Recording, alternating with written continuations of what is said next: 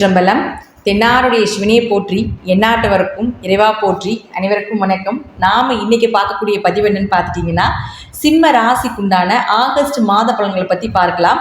அதற்கு முன்னாடி நம்மளுடைய சேனலை சப்ஸ்கிரைப் பண்ணிக்கோங்க. பெல் பட்டனில் ஆல் அப்படின்னு சொல்லக்கூடிய பட்டனை கிளிக் பண்ணிக்கோங்க. அப்போ தான் நம்ம போடக்கூடிய அனைத்து பதிவுகளுமே உங்களுக்கு உடனுக்குடனே வந்துகிட்டே இருக்கும். சிம்ம ராசிக்காரங்க பெருமூச்சு விட்டுக்கலாம். 16ஆம் தேதிக்கு மேலே ஜாக்பாட் அடிக்கக்கூடிய மாதமாக இந்த ஆகஸ்ட் மாதம் இருக்கும். 16ஆம் தேதி வரைக்கும் உங்களுடைய ராசி இதுதான். ராசி அதிபதி சூரியன் 12ல் மறையும் பொழுது விரயங்கள், தேவையில்லாத பயணங்கள், மருத்துவ செலவுகள், ஒரு நிம்மதி குறைவு அப்படிங்கிறதெல்லாமே நிச்சயமாக இருக்கும்.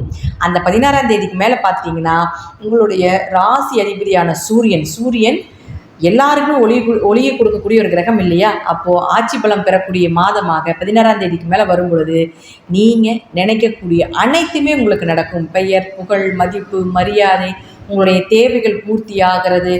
இது எல்லாமே நீங்கள் என்ன நினைக்கிறீங்களோ அதெல்லாமே சக்ஸஸ். உங்களுக்கு ஒரு பலம், உங்களுக்கு ஒரு ஆத்ம பலம் கிடைக்கக்கூடிய ஒரு அமைப்பை ஏற்படுத்தி கொடுக்கும்.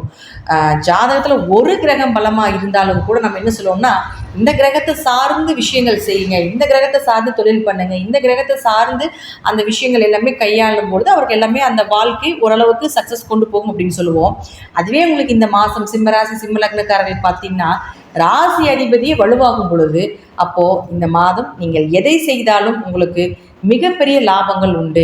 எதை செய்தாலும் உங்களுக்கு பெயர், புகழ் உண்டு, ஒரு மதிப்பு, ஒரு மரியாதை, இதெல்லாமே கிடைக்கும் அப்படிங்கிறதுல மாற்றமே இல்லை. சனியினுடைய வக்ர பார்வை உங்களுடைய ராசிக்கு மேலே படுறதுனால கணவன் மனைவிக்குள்ள கருத்து வேறுபாடுகள் நிறையா இருந்தாலும் கூட சூரியன் உங்களுக்கு 16ஆம் தேதிக்கு மேலே உங்கள் ராசிக்குள்ளே என்ட்ரி ஆகும் பொழுது கணவன் மனைவிக்குள்ள இருக்கக்கூடிய கருத்து வேறுபாடுகள் கூட கொஞ்சம் குறைவதற்குண்டான வாய்ப்பையும் ஏற்படுத்தி கொடுப்பார். அடுத்து 2 மற்றும் 11ஆம் அதிபதினு சொல்லக்கூடிய புதன் பாருங்க 12ஆம் வீட்டில் இருக்கார். பொதுவாக 2 கூடையவரும் 11ஆம் அதிபதினு சொல்லக்கூடிய, அதாவது தனம் மற்றும் லாபத்தை சொல்லக்கூடிய புதன் விரயஸ்தானம்னு சொல்லக்கூடிய 12ஆம் வீட்டில் இருக்கும் பொழுது வரக்கூடிய பணம் எல்லாமே விரயமாகும். தேவையில்லாத விரயங்கள் அப்படிங்கிற அமைப்பு இருக்குது. ஏன் அப்படின்னா உங்களுக்கு 12 அப்படிங்கிறது தான் விரயம். என்ன சம்பாரிச்சாலும் காசு கையிலே தங்க மாட்டேங்குது அப்படின்னா அது 12 தான். அப்போது புதன் இந்த 5ஆம் தேதிக்கு மேலே பார்த்தீங்கன்னா வக்ரமாகிறார். எத்தனாம் தேதி வரைக்கும்? 28ஆம் தேதி வரைக்கும் வக்ரமாகிறார். அப்போது புதன் வக்ரமாக இருக்கக்கூடிய காலகட்டங்கள் கூட உங்கள் ஜாதகத்தில் புதன் வக்ரமாக இருந்தால் ஒரு ஜாக்பாட், ஒரு பண வரவு, இது எல்லாமே உண்டு. வக்ரமாக இல்லை அப்படின்னா கொஞ்சம் கவனமாக இருங்க. மருத்துவ செலவுகள் உண்டு, கொஞ்சம் தேவையில்லாத பேச்சால பிரச்சனைகள் வர்றதுக்குண்டான வாய்ப்புகள் உண்டு அப்படிங்கிறதையும் நம்ம தெரிஞ்சுக்கலாம். கூட பிறந்தவங்க, உங்களுடைய மூத்த சகோதரர்கள், இதன் மூலமாக கூட கொஞ்சம் ஏதாவது வம்பு வழக்குகள், ஏதாவது ஒரு சின்ன சின்ன மனக்கசப்புகள் ஏற்படுவதற்குண்டான வாய்ப்பையும் ஏற்படுத்தி கொடுப்பார். லாபத்தில் கொஞ்சம் குறைச்சி கொடுப்பார் அப்படிங்கிறது அமைப்பு உண்டு. ஆனாலும் சூரியன் நல்லா இருக்கிறதால எதையும் எதிர்கொள்ளக்கூடிய தன்மை 16ஆம் தேதிக்கு மேலே உங்களுக்கு வந்துடும். அடுத்தது 3 மற்றும் 10ஆம் அதிபதினு சொல்லக்கூடிய சுக்கிரன். இந்த சுக்கிரன் அப்படின்னு சொல்லக்கூடியவர் 24ஆம் தேதி வரைக்கும் உங்கள் ராசியில் இருக்கார். 24ஆம் தேதிக்கு மேலே பாருங்க 2ஆம் வீட்டுக்கு வர்றார், நீசமாகிறார். அதை நம்ம முதல்ல தெரிஞ்சுக்கணும். நீசம் அப்படின்னா வலு இல்லை, பலம் இல்லை, தன்னுடைய நிலையை அவர் இழக்கின்றார் அப்படிங்கிற அமைப்பு உண்டு. அப்போ நீசமாக இருக்கக்கூடிய ஒரு கிரகத்தினுடைய தன்மைகள், அது அந்த கிரகம் கொடுக்கக்கூடிய ஒரு நல்ல விஷயங்கள் எல்லாமே உங்களுக்கு கிடைக்காது அப்படிங்கிறது அமைப்பு. அப்போ அவர் யார்? உங்களுக்கு 3 முயற்சி ஸ்தானாதிபதி, 10 தொழில் ஸ்தானாதிபதி. அப்போது நீங்கள் 24ஆம் தேதிக்கு முன்னாடி உங்கள் தொழில் ரீதியாக இருக்கக்கூடிய எல்லா பிளானிங்கும் நீங்கள் செஞ்சுக்கணும். 24ஆம் தேதிக்கு மேலே அந்த கேதுவோடு சேரும் பொழுது புதிய தொழிலோ, புதிய இன்வெஸ்ட்மெண்ட்டோ, தொழில் ரீதியாக புதிய ஆட்களை சந்திப்பதோ, அதே போல் உங்கள் சகோதரர்களுக்குள்ளே இருக்கக்கூடிய சின்ன சின்ன வம்பு வழக்குகளோ, இது எல்லாமே 24ஆம் தேதிக்கு முன்னாடியே பண்ணிக்கணும். அதற்கு மேலே நீங்கள் எதை தொட்டாலும் இது சார்ந்த விஷயங்கள் உங்களுக்கு பெரிய அளவுக்கு சக்ஸஸ் கொடுக்காது அப்படிங்கிறத தெரிஞ்சுக்கோங்க. பொதுவாக சுக்கிரனும் கேதும் 2ஆம் வீட்டுக்கு வரும் பொழுது இந்த சுக்கிரன் கேது இயற்கையாக நம்ம என்ன சொல்லுவோம்னு பார்த்துட்டிங்கன்னா பெண் சாபம்னு சொல்லுவோம். பெண்கள்னால பிரச்சனைகள்னு சொல்லுவோம். ஆணாக இருந்தால் பெண்கள் மூலமாகவும், பெண்ணாக இருந்தால் ஆண்கள் மூலமாகவும் கொஞ்சம் பிரச்சனைகளை சந்திப்பாங்கன்னு சொல்லுவோம். திருமணமானால் கணவர் மனைவி மூலமாக சில மனக்கசப்புகள் ஏற்படும் அப்படிங்கிறதே நம்ம தெரிஞ்சுக்கலாம். அதனால நீங்கள் அந்த விஷயத்துல கொஞ்சம் கவனமாக இருக்கணும். இருப்பினும் குருவினுடைய பார்வை இருக்கனால பயம் இல்லை அப்படிங்கிற நம்ம எடுத்துக்கிட்டாலும் கூட உங்கள் ஜாதகத்தில் தசாபுத்தி ஏதாவது சரியில்லாமல் இருந்தால் குருவினுடைய பார்வை பெரிய அளவுக்கு உங்களுக்கு சக்ஸஸ் கொடுக்காது. ஏன்னா தசாபுத்தியை விட மற்ற கோச்சார கிரகங்கள் எதுவுமே முன்னாடி நின்று பேசுறதில்லை. ஒரு 15 முதல் 20% தான் பேசும் அப்படிங்கிறது முற்றிலும் உண்மை. ஸோ அதனால் நீங்கள் உங்கள் தசாபுத்தியை செக் பண்ணிக்கோங்க. சுக்கிரன் நீசமாக இருக்கிறதுனால பெண்களாக இருந்தால் ஆண்களிடமும், ஆண்களாக இருந்தால் பெண்களிடமும் கொஞ்சம் கவனமாக இருங்க. தொழில் ரீதியாக பெருசாக 24ஆம் தேதிக்கு மேலே நீங்கள் புதிய முயற்சிகளை செய்ய வேண்டாம்.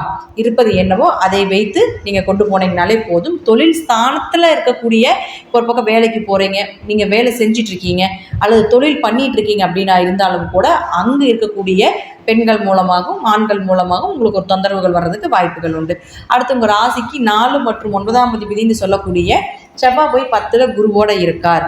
பொதுவாக 5 குடையவரோட உங்களுக்கு 4ஆம் அதிபதி சேரும் பொழுதும், அதே போல் உங்களுக்கு அவரும் 9ஆம் அதிபதினு சொல்லக்கூடியவரும் சேரும் பொழுதும் ஏதாவது ஒரு பாக்கியங்கள், நல்ல குரு அமைவது அப்படிங்கிறது எல்லாமே ஏற்படுத்தி கொடுப்பார். அதனால் பயப்பட வேண்டிய அவசியங்கள் கிடையாது.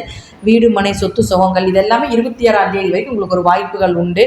வண்டி வாகனங்கள் வாங்கக்கூடிய ஒரு அமைப்பு, மனசு கொஞ்சம் நிம்மதியாக இருக்கிறது, இதெல்லாமே உங்களுக்கு இருக்கும். தாய் தந்தையர் மூலமாக ஏதாவது உங்களுடைய தேவைகளை பூர்த்தி செய்து கொள்வதற்குண்டான அமைப்பு 26ஆம் தேதி வரைக்கும் இருக்குது. அதனால் நீங்கள் அந்த டைம் வரைக்கும் நீங்கள் உங்களுடைய ப்ராசஸை நீங்கள் பண்ணிக்கொள்ளலாம். உங்களுக்கு அம்மா கிட்ட ஏதாவது வேணும், அப்பா கிட்ட ஏதாவது வேணும், பூர்வீக சொத்து ஏதாவது வேணும், அல்லது ஒரு நல்ல குரு அமையணும், நல்ல எங்கேயாவது வெளியூர் வெளிநாடு பயணங்கள் போகணும், தீர்த்த யாத்திரைகள் போகணும் அப்படின்னு நீங்கள் நினச்சிங்கனாலும் கூட 27ஆம் தேதி வரைக்கும் இதை பயன்படுத்தி கொள்ளுங்கள் அப்படிங்கிறது உண்மை.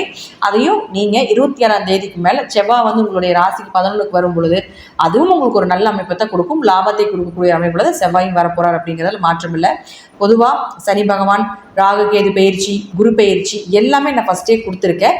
ஆனால் இப்போ இந்த மாத பலனில் பார்க்கும் பொழுது இத்தனை கிரகங்கள் இருந்தாலும் கூட உங்களுடைய ராசி அதிபதி சூரியன் வலுக்கக்கூடிய ஒரு காலகட்டங்கள் உங்களுக்கு பெயர், புகழ், மதிப்பு, பணவரவு, நீங்கள் நினைக்கிற விஷயங்கள் எல்லாமே நினைத்து பார்க்காத அளவுக்கு நடப்பதற்குண்டான வாய்ப்பையும் இந்த சூரியன் ஏற்படுத்தி கொடுப்பார். அதனால் பயப்பட வேண்டிய அவசியம் இல்லை.